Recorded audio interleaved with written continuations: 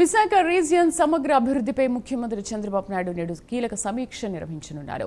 ఉండవల్లిలోని CM camp కార్యాలయంలో జరగనున్న సమావేశంలో విశాఖ రీజియన్ డెవలప్మెంట్ అథారిటీ పరిధిలో చేపట్టాల్సిన అభివృద్ధి కార్యక్రమాలు, మౌలిక సదుపాయాల విస్తరణ, పారిశ్రామిక పెట్టుబడులు, ఆర్థిక పురోగతి, యువతకు ఉద్యోగాలు మరియు ఉపాధి అవకాశాల కల్పన వంటి అంశాలపై సమగ్రంగా చర్చించనున్నారు. ఈ సమావేశానికి విశాఖ జిల్లా ఇన్ఛార్జ్ మంత్రి డోలా బాల వీరాంజనేయ స్వామి, మంత్రులు కొండపల్లి శ్రీనివాస్, అచ్చెన్నాయుడు, పలువురు ప్రజాప్రతినిధులు, ముఖ్య నేతలు విశాఖ రీజియన్కు చెందిన ఉన్నతాధికారులు హాజరు కానున్నారు.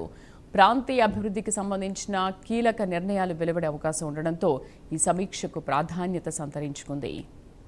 మా కరెస్పాండెంట్ శ్రీహరి పూర్తి సమాచారం అందిస్తారు. శ్రీహరి.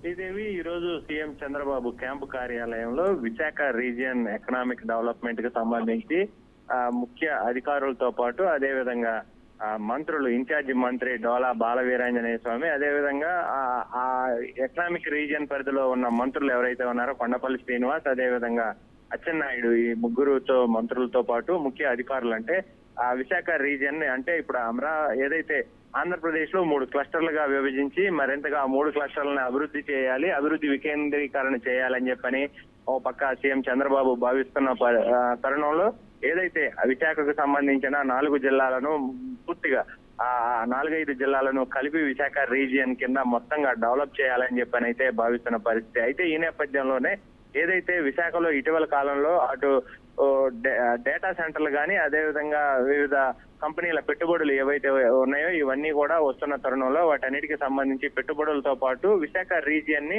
మరింతగా విస్తరించాలి, పెద్ద విశాఖను మహానగరంగా తీర్చిదిద్దాలి అని చెప్పని ఒక పక్క భావిస్తున్నారు.